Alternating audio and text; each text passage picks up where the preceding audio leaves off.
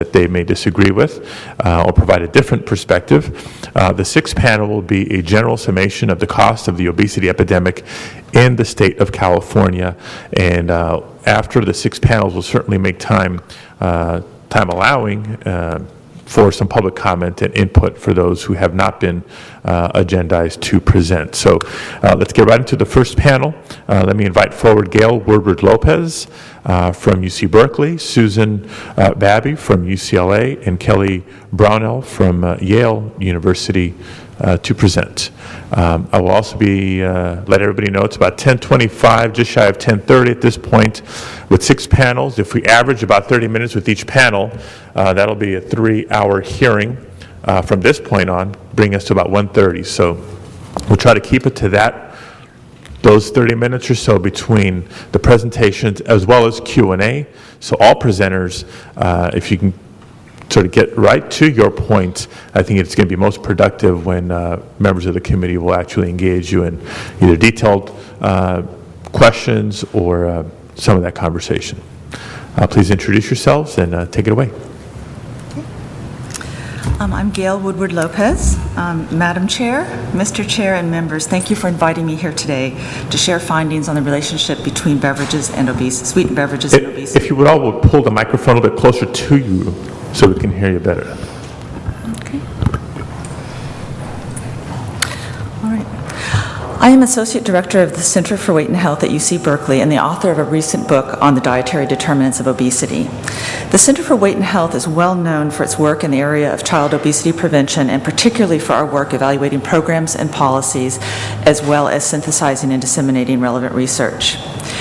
As we all know, we are confronting an obesity epidemic that could have catastrophic consequences if not addressed. We also know that calorie intake has increased dramatically over the same time period that obesity rates have skyrocketed. This increase in calories alone is more than enough to account for the rise in obesity that we have observed in recent decades. But obesity is not merely the result of eating too much of everything. Poor diet composition also contributes. In other words, excess weight gain is influenced not only by how much we eat, but also what we eat. Therefore, it is critical to identify which dietary factors are contributing most to the excess weight gain that we've observed. At the Center for Weight and Health, we conducted an extensive systematic literature review and found that sweetened beverage intake was the single dietary factor with the strongest evidence linking it to obesity. Let me share with you the 4 lines of evidence that we used in our review. The first line of evidence compares secular trends in dietary intake and obesity. The parallel rise in sweetened beverage intake and obesity is quite striking. Between 1977 and 2002, when obesity rates were climbing most steeply, Americans on average increased their calorie intake from soft drinks by 248% and from fruit drinks by 171%. By 2004, Americans were consuming between 9 to 13% of their total calories from sweetened beverages alone. Of 23 foods examined in one study, sweetened beverages were the largest single contributor to calories in the diet. The second line of evidence addresses biological feasibility and answers the question, how do sweetened beverages contribute to excess weight gain? Researchers have found that calories in liquid form, compared to solid foods, are not nearly as well compensated for by an equivalent reduction in the intake of other foods and beverages. In other words, the higher the sweetened beverage consumption, the higher the total calorie intake. One analysis of over 40 studies concluded that over 90% of liquid calories were not compensated for. These extra calories will lead to weight gain if not compensated for by increased physical activity. Numerous well-conducted studies have documented that the higher the sweetened beverage intake, the higher the calorie intake. The third line of evidence includes studies that look directly at the relationship between sweetened beverage intake and some measure of body fat or body weight, such as body mass index.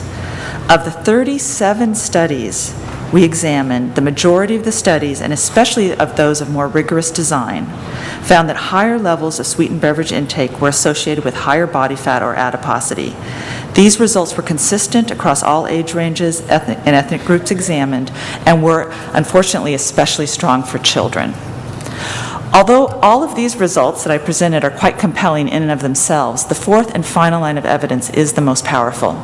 These findings are from experimental studies where sweetened beverages,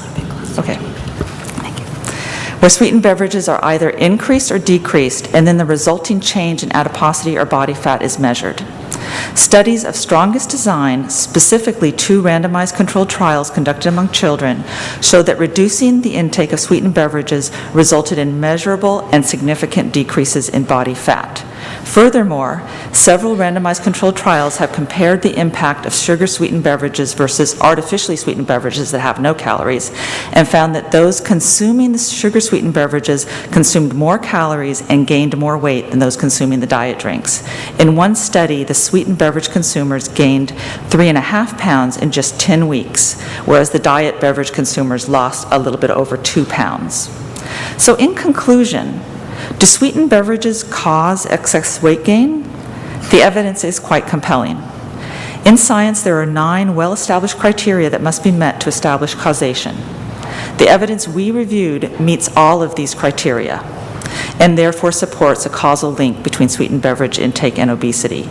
Compared to other dietary components, sweetened beverages stand out as a major contributor to the obesity epidemic. The evidence suggests that a reduction in the intake of sweetened beverages alone could have a measurable impact on obesity rates. Thank you. Okay, thank you. Remember, let's hold our questions until after all 3 presenters. Good. Good morning, and thank you very much for this opportunity to share our research on consumption of sugar and other sweetened beverages in California and its link to obesity. My name is Susan Babby, and I've been a research scientist at the UCLA Center for Health Policy Research since 2001. The Center for Health Policy Research is one of the premier sources for health policy information for the state of California.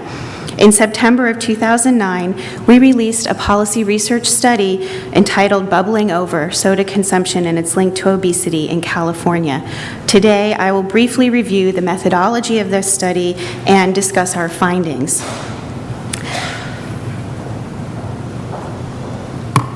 We used data from the 2005 California Health Interview Survey to describe consumption of soda and other sugar-sweetened beverages in California, including geographic variation in consumption. In addition, we examined the association between soda consumption and overweight and obesity in the state. The California Health Interview Survey, or CHIS as we refer to it for short, is a large telephone survey of adults, adolescents, and children from every county in California. The survey examines a range of public health and healthcare issues, including chronic conditions and health behaviors. Adults and adolescents are interviewed directly, and a parent or guardian is interviewed about children under 12. In 2005, CHIS completed interviews with over 43,000 households, and these interviews were conducted in English, Spanish, Chinese, both Mandarin and Cantonese, Vietnamese, and Korean. CHIS is conducted by the Center for Health Policy Research in collaboration with the California Department of Public Health, the California Department of Healthcare Services, and the Public Health Institute. It has been conducted every 2 years since 2001 and is designed to be representative of the rich geographic and racial ethnic diversity of the state. Now, consumption of soda and other sugar-sweetened beverages was based on reports of how often respondents drank soda or other sugar-sweetened beverages, such as lemonade or fruit punch. Diet drinks and 100% fruit juice were excluded from our estimates. We calculated the percent of adults, adolescents, and children who drink at least 1 soda every day, as well as by county and by city. Finally, we looked at the relationship between soda consumption and overweight and obesity using